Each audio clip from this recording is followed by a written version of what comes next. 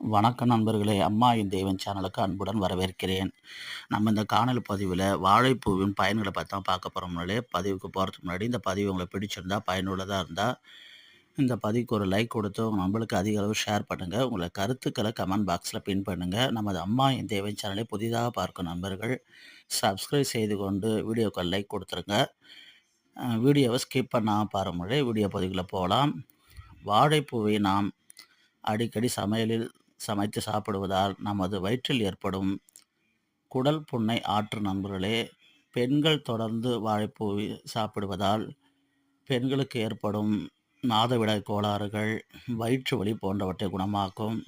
அதேபோல இரத்தத்தில் கலந்துள்ள தேவையற்ற கொழுப்புகளை கரைத்து இரத்தத்தை சுத்திகரிக்கும் நண்பர்களே. அதேபோல இரத்த அழுத்தம், இரத்த சோகை போன்ற நோய்கள் வராமலும் தடுக்கும் இந்த வாழைப்பூ. ஆகையால் வாழைப்பூவை அடிக்கடி சமைத்து சாப்பிடுங்க நண்பர்களே.